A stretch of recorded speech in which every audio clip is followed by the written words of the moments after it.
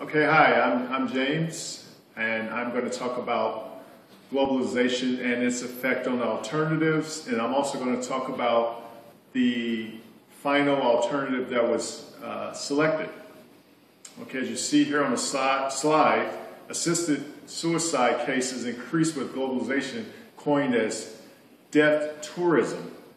And as you can see here, Switzerland assisted cases total more than 400 on a yearly basis, and Britain was considered the suicide capital of the world. And we'll get to Britain later, but I'm going to speak more about Switzerland. 132 cases occurring with patients who traveled there specifically for death tourism. Switzerland has been allowing euthanasia and mercy killing, or whatever you want to call it, since the 1940s. And it is allowed as long as a physician or someone who does not have some vested interest in the person to assist in a suicide. Now, obviously,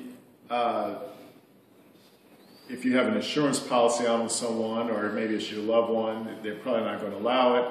And the way the laws are set, they don't want the physicians to do it, probably for legal purposes. But Switzerland is known to allow that to happen. Okay, now Britain, being the suicide capital, laws were passed in 2009 that will possibly increase, or have possibly increased, assisted suicide rates in Britain, or the death tourism as it's called. And also there's new laws that allow doctors to assist in suicide and allow families to help their ill family members assist their loved ones without being prosecuted. Obviously, it's really a situation in which most people are concerned about the pain and suffering that their loved ones are going through, and no one wants to see that.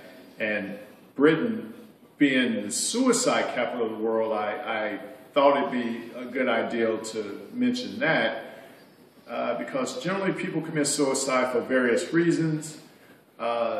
Many are unknown. If they don't even know, it's just really hard to determine why it is that suicide was committed. However, I also mention it because we don't know how many of those were actually assisted suicides. If you have access to lethal doses of drugs and you can pass along to a friend or a loved one, that in itself, in a sense, is considered assisted. Next slide. Okay, controversy behind death tourism. Obviously, death tourism in Switzerland and Britain, will affect the rest of the world. As it says here in the second bullet, the world's watching this, and things that you would believe that would not be possible are becoming possible. So the United States has kind of held its stance on just not going outright with allowing of it in every single state. There are a few states, like Oregon that was mentioned, but here's these two places, Britain and Switzerland, that do allow that, and many other countries may follow suit. There may be some instances where some third world countries may allow that as well, and it's possible that it could be happening. Next slide. Selected alternative. In the business sense, sometimes it's easy or more clear-cut to make a decision as to which direction you should go. Say, for instance, someone had a problem with one of their vehicles. It's a lot easier to mitigate that problem or fix that problem rather than take a chance of deaths occurring from it. Well, as with this is more of a personal issue. So that's why I said there is no wrong answer. And each individual will have to determine what it is that's best for them.